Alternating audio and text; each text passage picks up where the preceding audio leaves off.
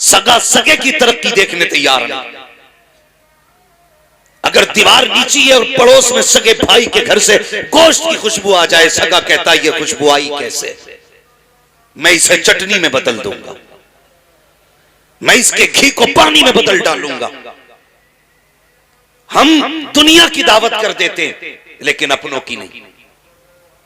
सबको खिलाएगा प्रधान, ठेकेदार, जमींदार, जमादार, सारे बैठ के खा गए, नहीं बुलाने जाता किसी अपने को। कहता गया तो मेरा कद छोटा हो जाएगा। तू पता है, तुझे जानता है अपने कौन होते? एक बंदे को कैंसर हो गया, बड़ा अमीर बंदा, और 25-35 साल से अमेरिका के अंदर था, दौलत बहुत कमाई, कैंसर हुआ। डॉक्टरों ने कहा बस तू महीने 2 महीने का मेहमान है, नहीं बचेगा, घर चला जा। जिसके पास सारा पैसा था, जो चाहता खरीद लेता, लेकिन जब डॉक्टरों ने कह दिया तो सब कुछ खरीद सकता है लेकिन सांसें नहीं खरीद सकता है, सांसें नहीं खरीद सकता। और यार इनकी इज्जतें किया करो, इनकी कदर किया करो। जहां डॉक्टरों के नुस्खे फेल हो जाते थे वहां से कुरान के नुस्खे शुरू हुआ करते। लेकिन हम इनसे दूर हैं। अब्बा भी कहता मौलवी के धोरे मत जाइए, बड़ा दकियानूस है, पुरानी सोच रखता मौलवी, मौलवियों में मत बैठना, इनकी सोच पुरानी है। कसम खुदा की जब सारी अकलें फेल होती हैं तब यही पुरानी अकल काम आया करती है। डॉक्टरों ने कह दिया नहीं बचेगा, 2-3 महीने का मेहमान है, जा मिल ले अपने परिवार से,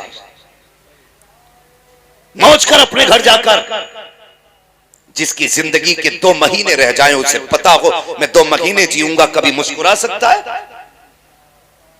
2 महीने क्या यार, अगर ये बता दिया जाता इसकी जिंदगी 50 साल है तो बंदा कभी 50 साल मुस्कुराता नहीं।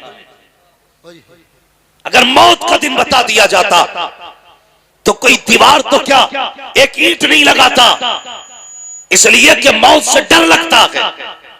जब उसको डॉक्टर ने कह दिया तू नहीं बचेगा, 2 महीने का मेहमान है, फिर सोचने लगा कहां जाऊं, बड़े बड़े डॉक्टर फेल हैं। फिर दिल ने कहा यार चल किसी अल्लाह वाले के पास चलते हैं, सुना है दुआएं बड़ी काम आया करती हैं। एक मजसूब की चौखट पे गया, उससे कहने लगा डॉक्टरों ने लाइलाज कर दिया है, मुझे कैंसर है। कहा 2 महीने का मेहमान हूं। उसने कहा कहां का रहने वाला है? कहा फला मुल्क का रहने वाला हूं। कहा पता अपने मुल्क कब से नहीं गया है? उसने कहा 35 साल हो गए हैं अपने मुल्क नहीं गया। कहा क्यों नहीं गया? का दौलत की भूख इतनी थी कि मैं अपनों को भूल गया था। अल्लाह अकबर। उसने कहा अगर जिंदगी चाहता है जा अपने वतन वापस चला जा, और जितने दिन जिंदा है उतने दिन जा करके अपने रिश्तेदारों की दावतें कर, उनको दस्तरखान पे बैठा मुस्कुरा के बातें किया कर, अपने खाने में उनका खाने को हिस्सा कर ले। अल्लाह अकबर। पलट करके आया, 1.5 महीने तक सारे रिश्तेदारों को बुला करके दस्तरखान पे खिलाता रखा। पलट के मजसूब की चौखट पे गया, का दर्द अब नहीं होता है,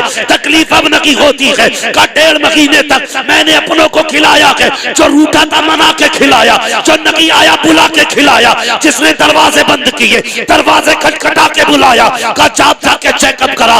जब चेकअप कराया गया तो जिसके डॉक्टरों ने यह ऐलान किया था अब ये 1.5 महीने से ज्यादा नहीं जिएगा, चेकअप के बाद बताया का बता तो सही वो कौन सा डॉक्टर था जिसने तेरा इलाज कर दिया है, जो कैंसर खत्म न होने वाला था 1.5 महीने में कैसे चला गया? उसने मुस्कुरा के कहा था ये वो डॉक्टर है जो मुर्दा घोषित करते हैं, एक हमारा डॉक्टर है जो मुर्दों को जिंदगी देता है। बरेली से आवाज आती है जिनके तलवों का धोबन है, आबे हयात है वो जाने मसीहा हमारा नाम। सुभान अल्लाह। नारे तकबीर, नारे रिसालत, नारे हैदरी, मसलके आला हजरत फैजाने गौसे आजम। सुभान अल्लाह। अपनों को वक्त दिया करो, अपने दस्तरखान पे अपनों के हिस्से रखा करो। हाँ आज हम सबको बुला लेंगे, हालात जानते हैं अपनी हालत। देखो गाड़ी उठाएगा, चाबी लगाएगा, किधर जा रहा है? कि मुंह बोली बहन की बेटी का बर्थडे है, पूरा संबल छान मारेगा, गिफ्ट समझ में नहीं आया। मुरादाबाद गया, मुंह बोली बहन की बेटी है। जानवर, तुझे मुंह बोली बहन का रिश्ता तो प्यारा है, सगी बहन का रिश्ता प्यारा नहीं है। हजरत जी सगी बहनें रो रखी हैं कि भाई भाई एक दिन बुलाने नहीं आया। भांजी भांजे पूछते मामा है कौन हमारा, और तुझे मुंह बोले रिश्ते इतने प्यारे। कसम खुदा की खा के कहता हूं, माँ के बाद अगर कोई माँ का प्यार दे सकती है तो वो बहन दे सकती है। बेशक सही बात। माँ के बाद अगर कोई माँ का प्यार दे सकता है तो बहन, और बहन के बाद कोई माँ का प्यार दे सकता है तो बेटी। मेरे हुजूर फरमाया करते थे, फातिमा उम्मी बादा उम्मी, फातिमा मेरी माँ के बाद मेरी माँ है। अल्लाह अकबर। हुजूर फरमाया करते थे, हजरत आमीना के बाद अगर मुझे किसी से सुख मिला है तो मेरी आमीना से मिला है, हजरत फातिमा से मिला है। मेरी बेटी ने मुझे वो प्यार दिया जो मेरी माँ ने प्यार दिया था। आज इन्हीं रिश्तों की कदर नहीं। मैं जैगम भाई, एक तस्वीर मैंने तुर्की की देखी, 6 साल की बहन, 3 साल का भाई, दोनों एक पत्थर के नीचे दबे और 17 घंटे तक बहन ने भाई को सीने से लगा के रखा। वो बहन 6 साल की, उसने 17 घंटे तक भाई को अकेले होने का एहसास नहीं होने दिया, जबकि 6 साल की थी। और जालिमो, वो 6 साल की होकर के भाई को अकेला नहीं छोड़ती, तू 26 साल का होकर के बहन को अकेला क्यों छोड़ दिया?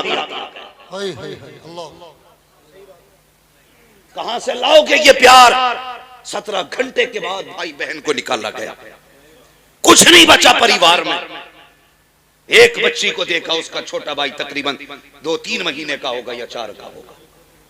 हाँ, अल्लाह अकबर। वो बहन बहुत ज्यादा होगी तो 3 साल की है, जो उसे हर तरह छुपाना चाहती है।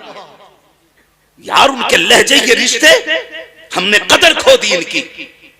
खुदा के वास्ते याद रखना, अगर तुम ये सोचते हो खांसाबी काफी है, ठेकेदारी काफी है, जिम्मेदारी काफी है और मौलवियों से सिर्फ ताल्लुकात काफी है, गांव के 4-5 मोहल्ले को खिला देना काफी है, अपनों को ठोकर मार देना, खुदा की कसम जब तक अपने राजी नहीं होंगे तब तक मदीने वाले भी राजी नहीं होंगे।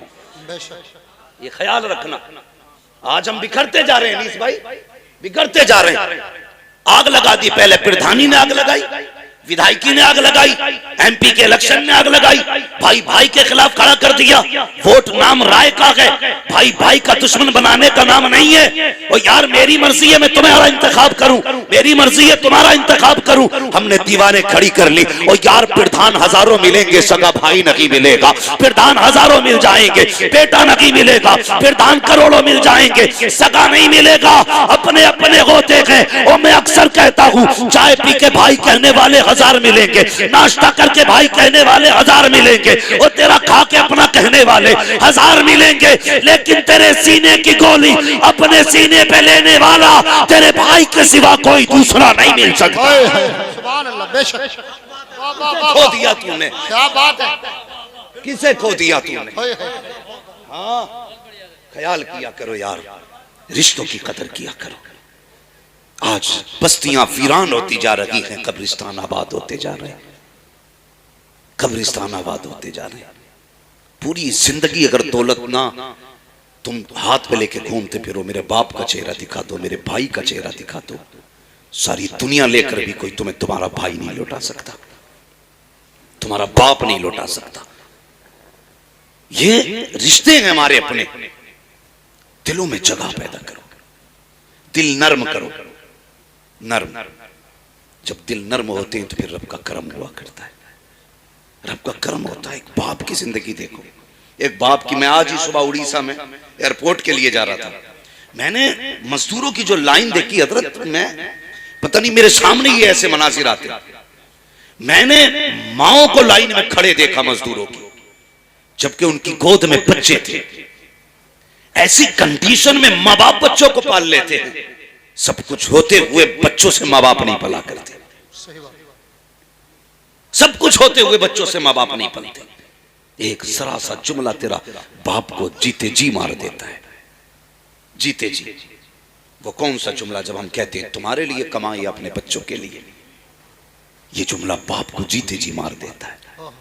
जब बाप दवा का पर्चा बेटे के हाथ में निकाल के दे, ओके बेटे पिछले साल ये सिरप ला के दिया था, खांसी रुक गई थी, इस बार भी ला देना, और बेटा उसे समेट के मुंह बिगाड़ के फेंक दे, मेरे पास वक्त नहीं है, तो बाप के जिस्म का पूरा खून एक बार रुक जाया करता है, एक बार रुक जाता है। वो अपने आप से पूछता है इससे रिश्ता क्या है मेरा। रोते हुए अपनी बूढ़ी बीवी के पास जाके कहता काश इसको हमने पैदा होते ही मार दिया होता, तो आज हम घुट घुट के न मरते, घुट घुट के न मरते। पूछती है क्या हुआ मेरे सरताज? कहा जिसने मेरी दवा का पर्चा फेंक दिया। क्या मैं इसका बाप नहीं हूं? क्या मैं इसका बेटा नहीं हूं? अल्लाह अकबर। जब ये बातें होती हैं तो फिर माँ बाप की जबानों से बद्दुआ निकलती है, और अगर वो बद्दुआ दे दें तो दुनिया का कोई पीर तेरी तकदीर नहीं संभाल सकता है। याद रखना, कोई पीर नहीं संभाल सकता। गलत नहीं कह रहा हूं हजरत मैं, आप देखो जाकर के मजारों पे इतनी भीड़ लगी पड़ी है कि चादर चूमने का नंबर नहीं आ रहा, चादर चूमने का नंबर नहीं आ रहा, और मुजाबिरों की मौज आ रही है, गदगद हो रहे हैं। इतना पैसा गोलकों में है कि गिनने वाले नहीं मिल रहे। हाँ? और भाई चादर चूमने के लिए लाइन लगाता है, जबकि किसी ने बुलाया नहीं, आवाज नहीं दी। मैं मजार पे जाने को मना नहीं करता, लेकिन सुन तो सकी, तू मजार पे बिना बुलाए गया, लाइन में लग के चादर चूम के आया, बड़ा खुश था, बख्शा गया, चादर चूम ली है। तुझे याद नहीं है रात तेरी माँ को प्यास लगी थी, उसने कमरे से आवाज दी थी बेटे मुझे पानी पिला दे, तुझे आवाज तक नहीं आई। बाप ने कहा था बेटे मुझे टॉयलेट जाना है, तुझे बाप की आवाज नहीं आई। तू बीवी के पल्लू में लिपट के ऐसा सोया कि तुझे बाप की आवाज नहीं आई। बूढ़ी माँ पानी के लिए उठी, लेकिन खुद चल नहीं सकती थी, गिर गई जमीन पर, सुबह तक रोती रही, उठाने वाला कोई न था। और चादरों को चूमने वालों, मज़ारों पे 6 बार जाने वालों, तुम्हारी मर्जी है जितनी बार जाया करो, लेकिन मेरा कहना है पहले कहने पे माँ की खिदमत में हाजिर हो जाया। सुभान अल्लाह। बेशक। नारे तकबीर, नारे रिसालत, नारे हैदरी, नारे हैदरी, नारे गौसियत। अल्लामा मुफ्ती हम्माद साहिब क़िबला। सुभान अल्लाह। आज बाप है तो कदर नहीं है, आज माँ है तो इज्जत नहीं है। हाँ इज्जत नहीं। मैं तो नहीं बता सकता शुएब भाई के दिल पे इस वक्त क्या गुजरती होगी। बाप के बगैर ये जिंदगी कैसे महसूस करते होंगे, नहीं जानता भाई, मैं नहीं जानता। इसलिए कि बाप का दर्द सिर्फ यतीम जानता है, और ये ऐसा दाग होता है जो जिंदगी में कभी नहीं जाता। जब जब खुशी आती है तब तब आंसू आएंगे, जब जब कामयाबी होगी तब तब आंसू आएंगे। क्यों? दिल ये कहेगा काश आज वो होता जिसने मुझे ऐसा बनाया था, मेरी कामयाबी देखता तो कितना खुश होता। ये ख्याल उड़ाता है पूरी जिंदगी। आज वो गए तो खुशियों में शामिल नहीं, आज वो गए तो दस्तरखान पे हाजिर नहीं। बाप इंतकाल कर जाए, सैगम भाई कई लोगों ने कहा यार तू बहुत बड़ा मुकर्रिर है, कहते लोग समझते हैं, हालांकि मैं कुछ नहीं हूं, ये सब तुम्हारा कर्म है, आका के बाद अब तक बनी हुई है, मैं कुछ नहीं हूं। लोग कहते बड़ा मुकर्रिर है तू, कोई ऐसा वजीफा बता, मेरा जी चाहता मैं अपनी माँ का चेहरा देखूं, मैं अपने बाप को देखूं। जब से गए मैंने आज तक ख्वाब में नहीं देखा, मैं उन्हें देखना चाहता हूं, मैं उनकी कब्र पे जाऊं तो मुझे नजर आ जाए। ये लोग कहते हैं, मैं कहता हूं किसी तावीज की जरूरत नहीं है, किसी वजीफे की जरूरत नहीं है। अगर तुम्हें अपने बाप और माँ को देखना है, सिर्फ इतना कर, एक दिन थोड़ा ज्यादा करके खाना बना, सारी बहनों को दावत दे, सारे भाइयों को दावत दे, एक दस्तरखान पर बैठो और हंस हंस के खाने खाओ, फिर सबके चेहरे देखना, किसी बहन के चेहरे में माँ का चेहरा दिखाई देगा, भाई के चेहरे में बाप का चेहरा दिखाई देगा। और यार अपनों को बैठा करके कभी हंस लिया करो, किसी वजीफे की जरूरत नहीं है, तेरे एक ही दस्तरखान पे माँ का चेहरा भी दिख जाएगा, बाप का चेहरा भी नजर आएगा। सुभान अल्लाह। क्या बात है बाबा, या रसूल, या वाह वाह वाह वाह।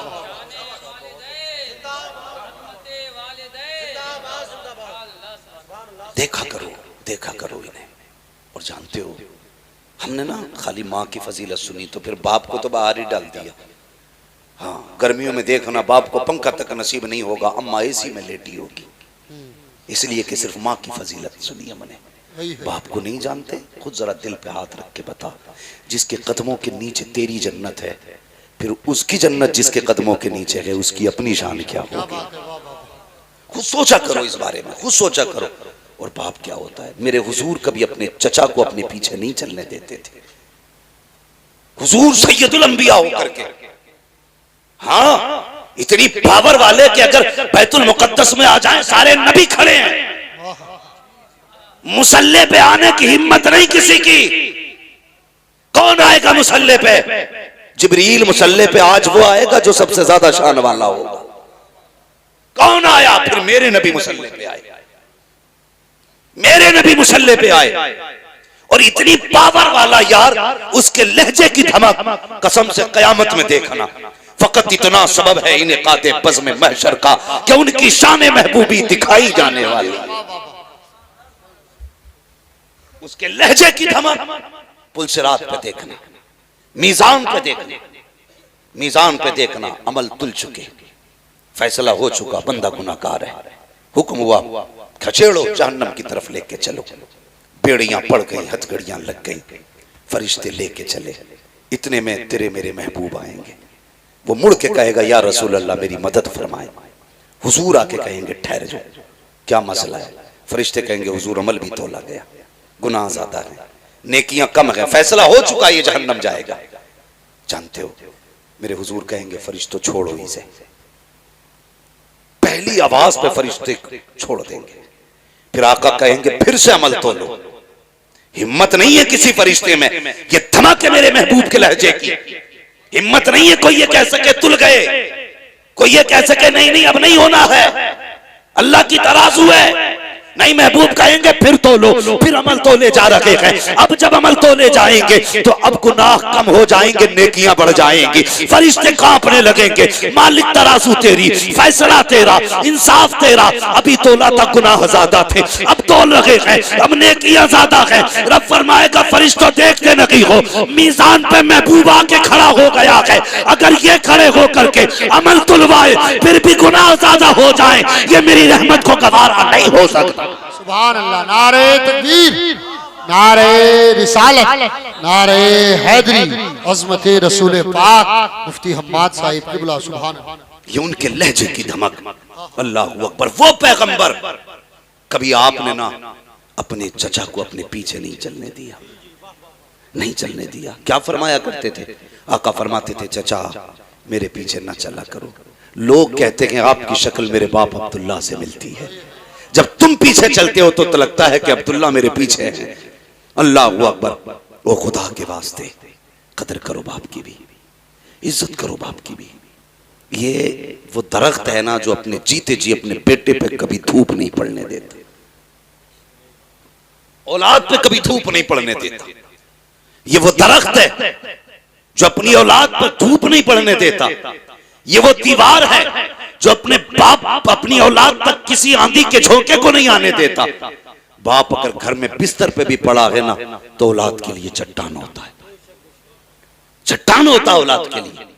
इसलिए गुजारिश है, इज्जत किया करो बाप की, कदर किया करो। और इनके सामने कभी ऊंची आवाज में बात ना किया करो, ना किया करो। जब कहते हो ना तुमने हमें दिया ही क्या है, तुमने हमारे लिए किया ही क्या है, ये बड़ा मुश्किल जुमला होता है, बड़ा मुश्किल। मेरे एक मिलने वाले और मैं नाम नहीं लूंगा, तो वो एक दिन मुझसे कहने लगे मौलाना मैं बच्चों की जमीन के लिए ना, ताकि इनकी जमीन बची रहे, मैंने जेलें काटी है।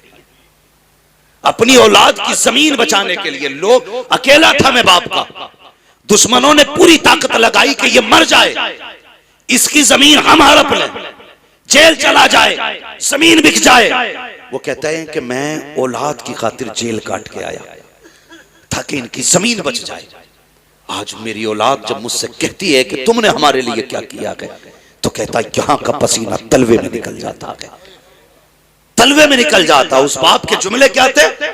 उसने कहा था मौलाना सच बात यह है, ये मुझसे पूछते मैंने इनके लिए क्या किया है।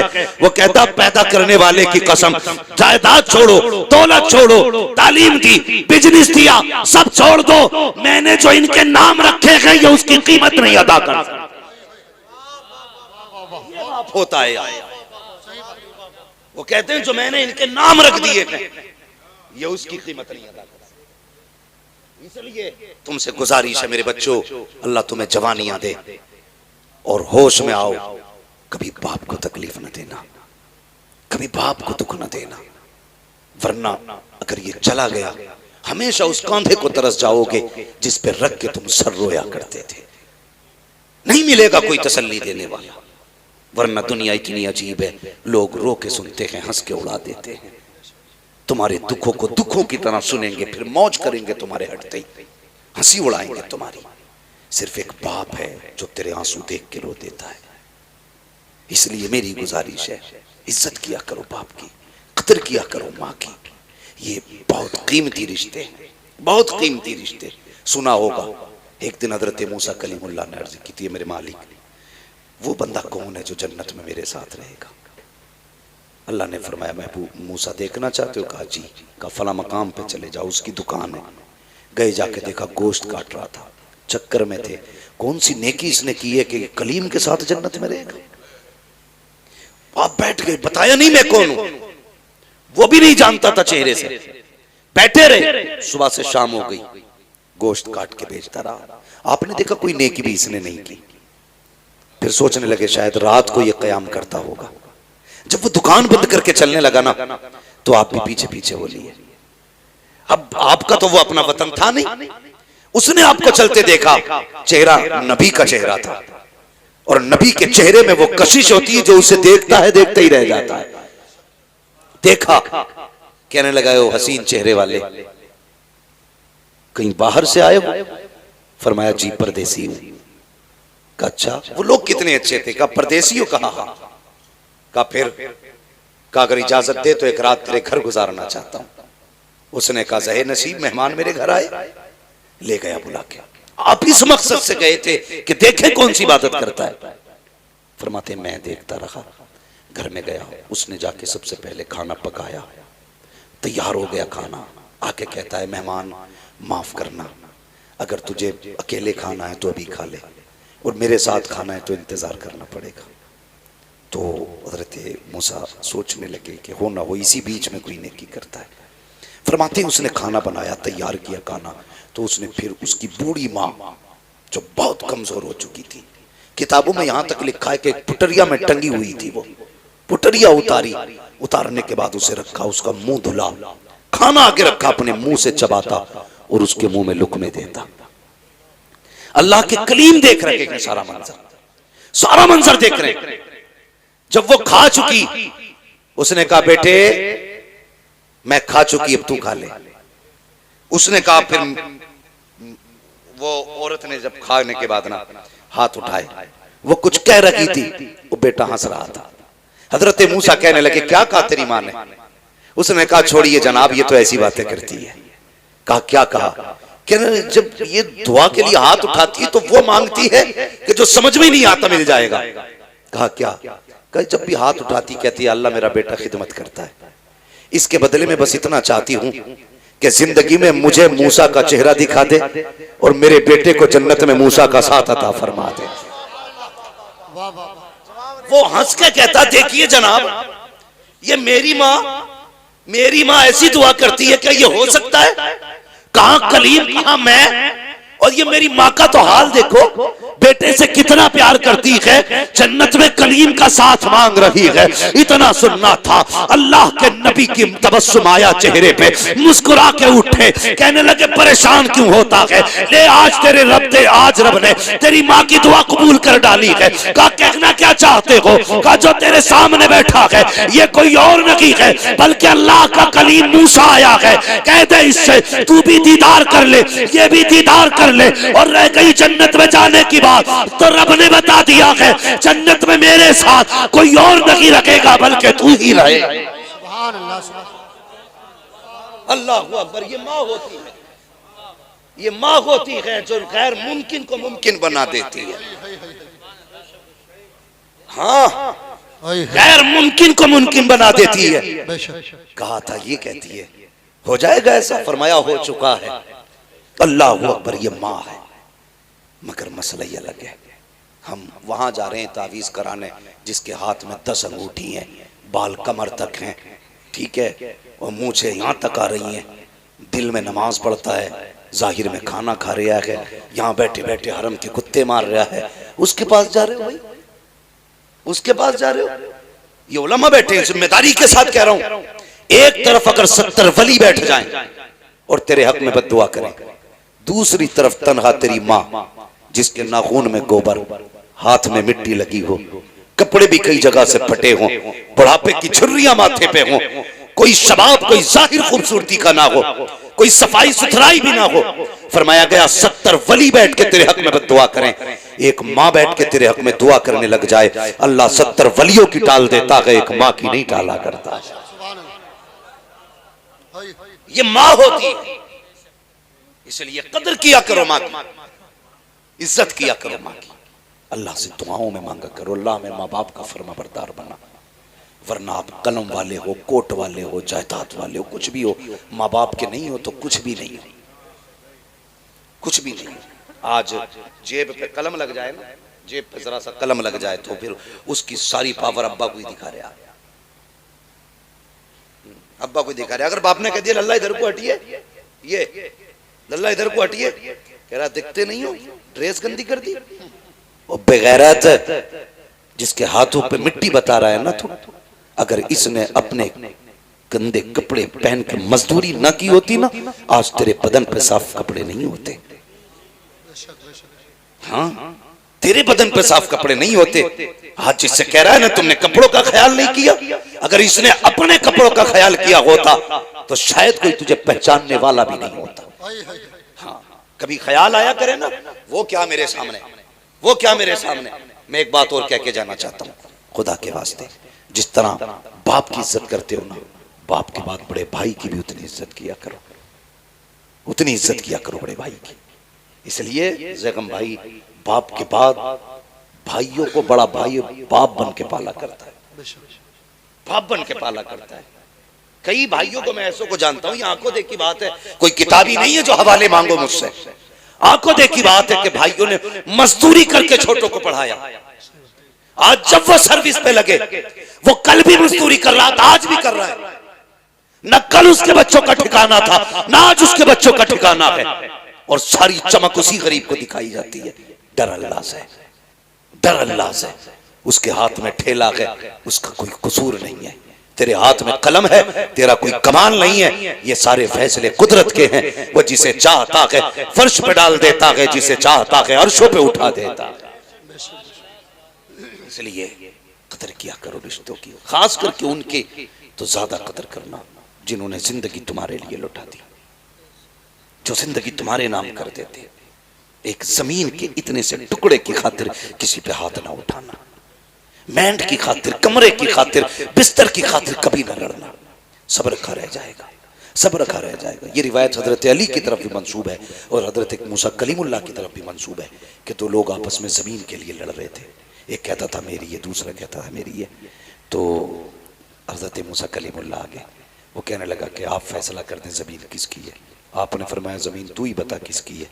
जमीन ने सबक सिखाने के लिए एक जवाब दिया था, उसने कहा इन दोनों से कह दो ना मैं इसकी हूं ना मैं इसकी हूं, इन्हें बता दो ये दोनों ही मेरे हैं।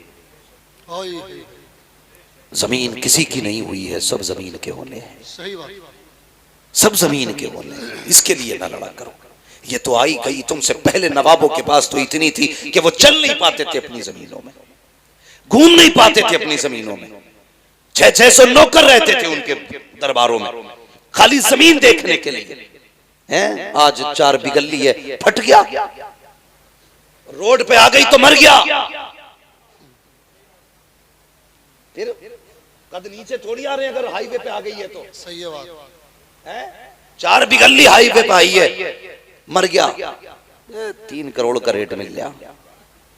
तू 3 का ना 30 करोड़ का बेच ले, और कफन में जब लिपट के जाए हम तेरे हाथ देखने आएंगे, कितने लेके जा रहा है कितने छोड़ के जा रहा है। कुछ नहीं लेके जाओगे, सिर्फ अमल लेके जाओगे, दुआएं लेके जाओगे अपनों की। किसी का दिल रखा है तो वो खुशियां आप लेके जाओगे, किसी को दुख से निकाला है तो वो मुबारकबादियां आप लेके जाओगे। वरना मैं ऐसे जनाजे भी मैंने देखे। एक साहब का जनाजा जा रहा था तो एक गैर मुस्लिम आया, बोले जरा रोको रोको, इनका जनाजा नीचे रखो, मुझे मुंह देख रहा है। लोगों ने रख दिया, यार करीबी है, पड़ोसी है, देखना चाह रहा, दिखा दो। जानते हो उसने कफन हटवा के क्या कहा था? उसने कहा था, प्रधान वो जमीन के कागज किधर हैं जो तुमने मेरी जमीन पे कब्जा किया था? बेटों की शर्म से नजरें झुक गई थी। ये आंखों देखी वाली बात कर रहा हूं। वो कह रहा था वो जमीन किधर है जो तुमने मुझसे जबरदस्ती ली है? लेके जा रहे हो या छोड़ के जा रहे हो? वो भाई अगर किसी ने जनाजा रोक के इतना कह दिया तो समझ लेना ना दुनिया में खैरियत है ना आखिरत में खैरियत है। ना आखिरत में खैरियत ना दुनिया में खैरियत। ऐसी जिंदगी जी के जा, तेरे जनाजे के पीछे कोई यतीम रोक के कहे अफसोस रोटी खिलाने वाला चला गया, अफसोस कोई पानी पिलाने वाला चला गया, अफसोस ईद पे कपड़े बनाने वाला चला गया।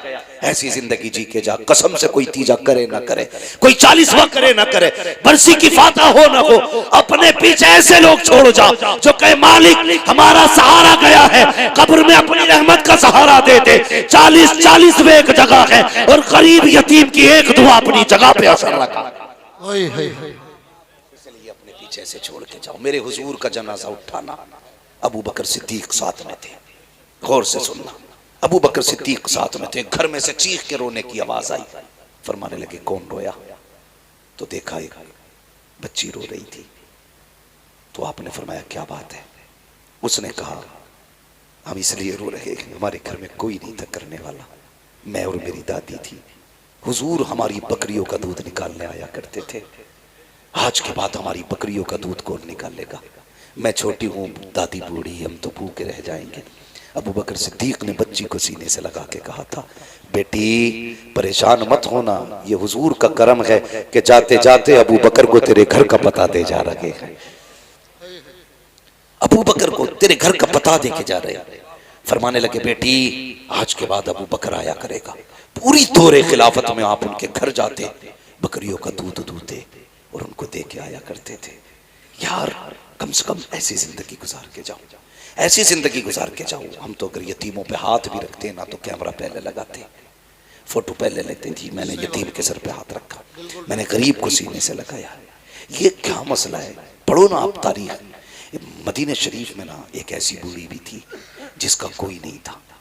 जब काम तकसीम हुए ना, हजरत उमर फारूक आज़म और सहाबा कैसे लोग थे, कैसे लोग थे, नेकियां ढूंढा करते थे।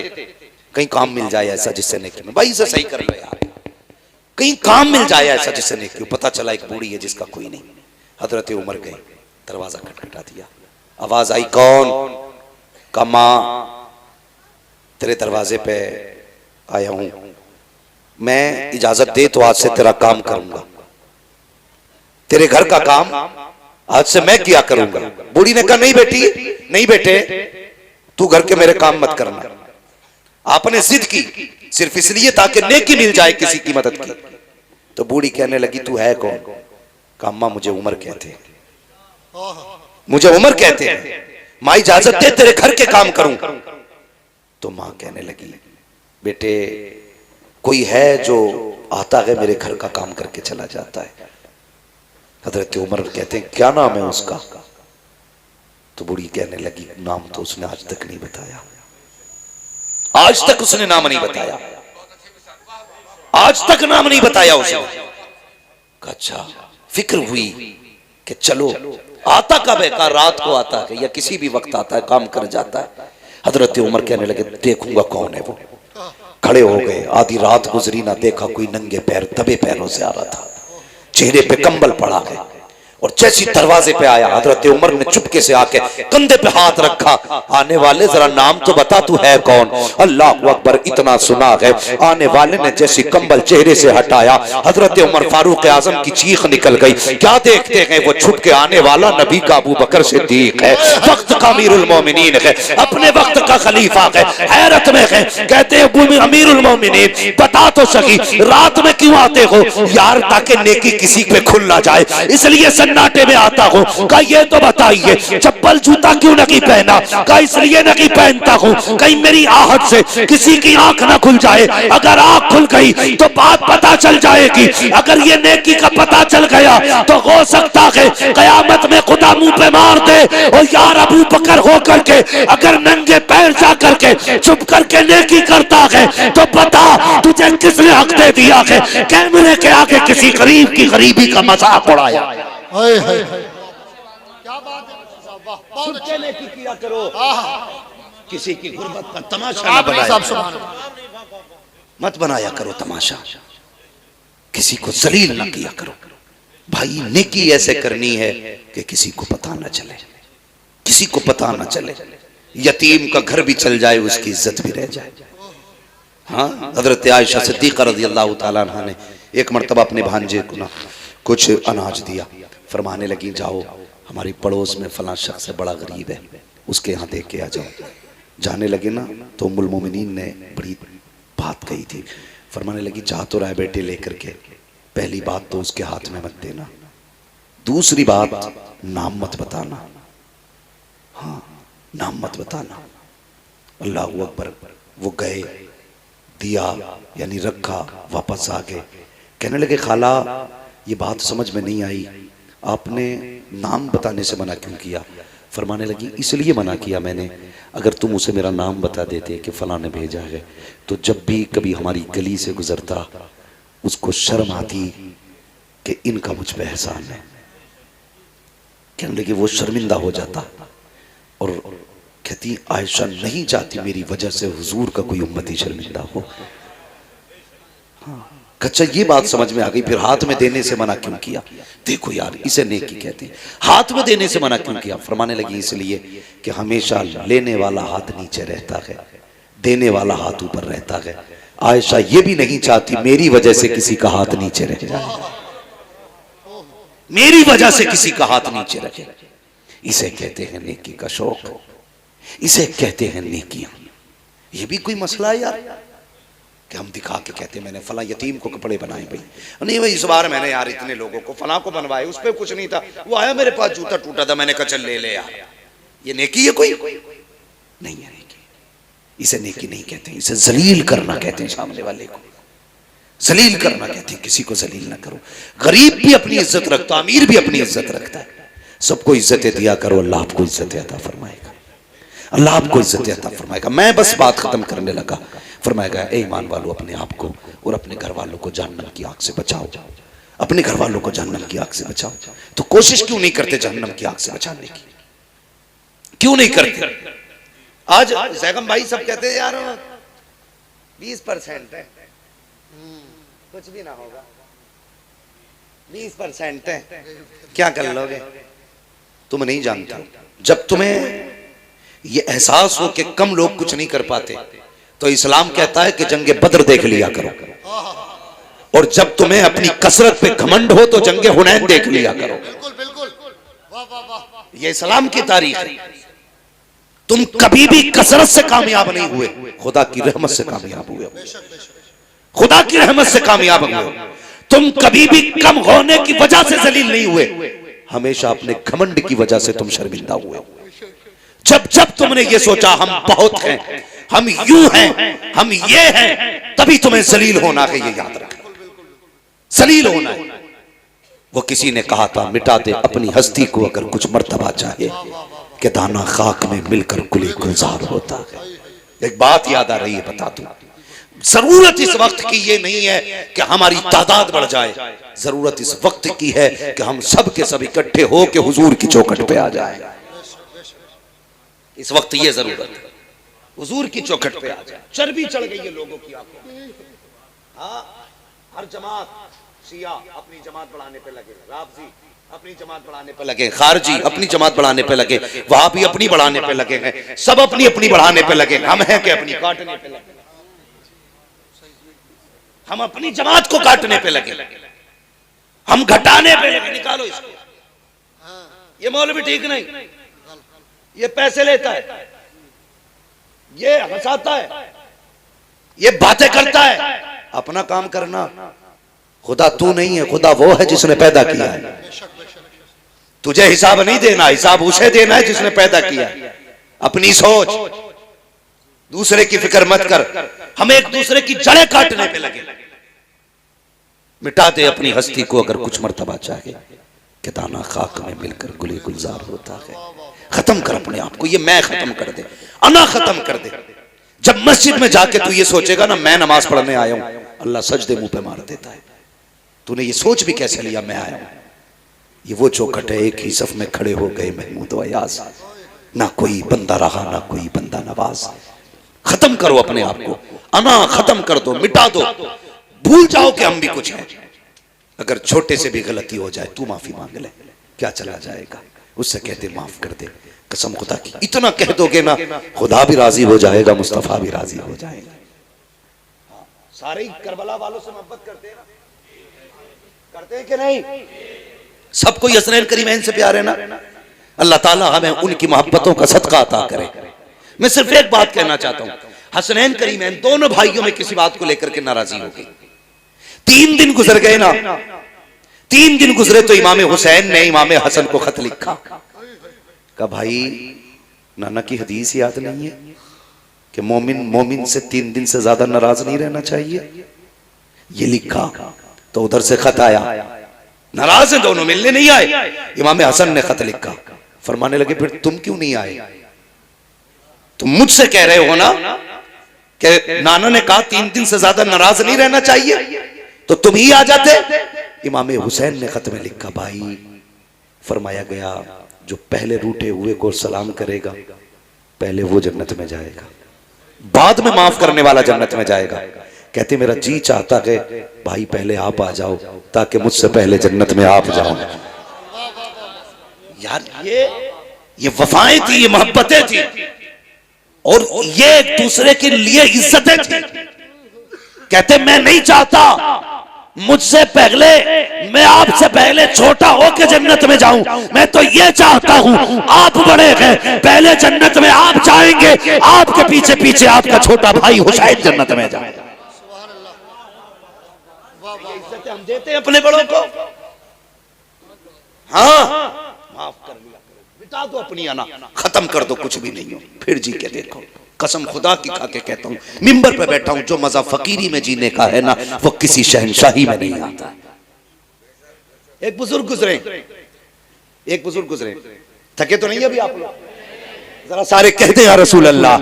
हाँ थकना तो मुझे चाहिए, मैं उड़ीसा से चल करके आया और अभी सोया नहीं हूं मैं 1 घंटा भी, 24 घंटे से ऊपर जागते हुए हो गए।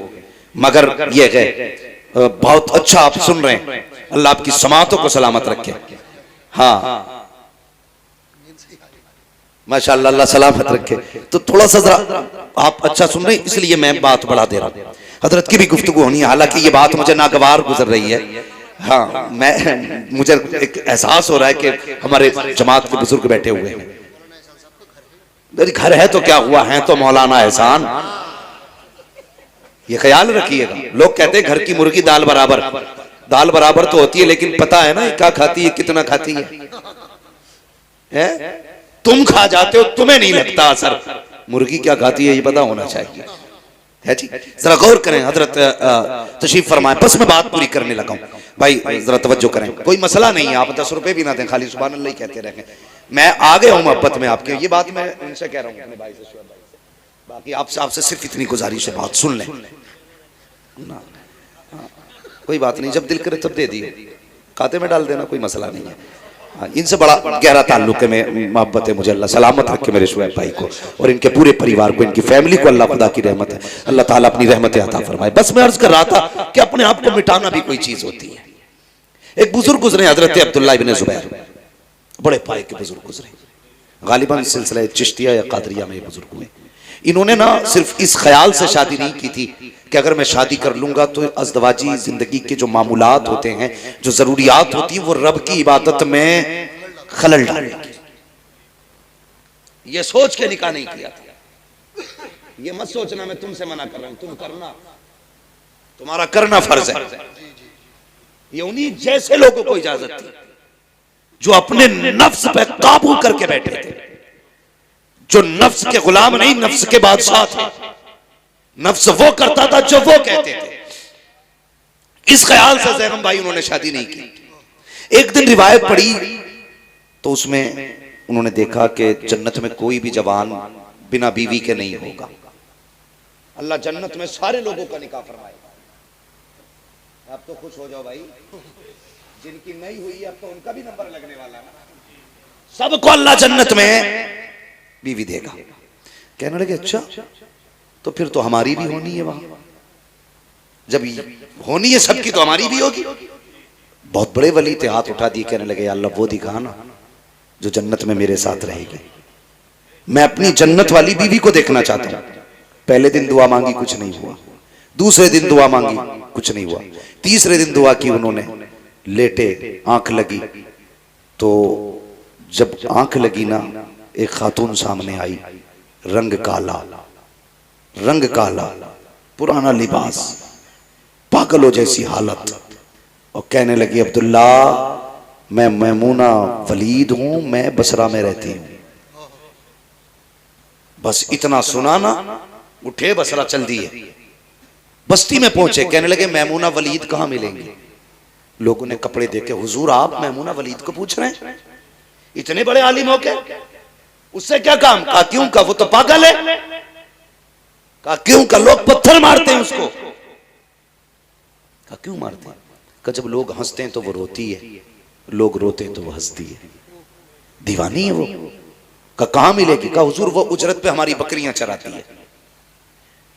कहने लगे शाम को आ जाएगी, इंतजार कर लीजिए, जब आ जाए तो मुलाकात हो जाएगी। फरमाने लगे वक्त कम है, अभी बताओ कहां मिलेगी? कहा इस तरफ चले जाइए। जब आप चले ना उस जंगल में, खुद फरमाते हैं जब मैं चला ना तो मैं जहां कदम रखता था वहीं सांप, कीड़े, भयानक जानवर नजर आ रहे थे। कहते मैं हैरत में था, मैमूना कैसी औरत है, ऐसे जहरीले जंगल में रहा करती है जहां कदम कदम पे सांप रहते हैं, कदम कदम पे जानवर रहते हैं। कहते मैं हैरत से बचा बचा के मैं आगे बढ़ा, क्या देखता हूं कि जो मैमूना वलीद की बकरियां हैं वो चल रही है, और मैमूना वलीद मुसल्ले पे खड़े होके जंगल में रब की इबादत कर रही है। मैं गैरत में था, मैं सोचने लगा इसकी बकरियों को कुछ होता नहीं है, कहीं जाती नहीं है। कहा जब बकरियों की तरफ देखा, देखता रह गया। क्या देखता हूं? अगर कोई बकरी रेवड़ से अलग होती है तो शेर जाता है, कान पकड़ता है, लाकर रेवड़ में खड़ा कर देता है कि मैमूना नमाज में है, बकरियों की रखवाली शेर कर रहे हैं। अल्लाह अकबर। कहते मैं तो शेरों को देखता रहा, बकरियों को देखता रहा। कब मैमूना ने सलाम फेर दिया,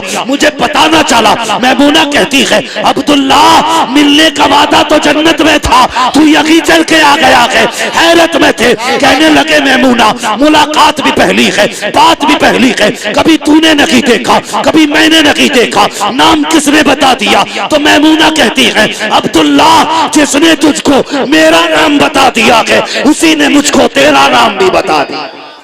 सुभान अल्लाह, सुभान अल्लाह, वाह वाह वाह वाह। अब अगली बात सुने जो मैं कहने लगा, अगली बात बहुत गौर से सुने।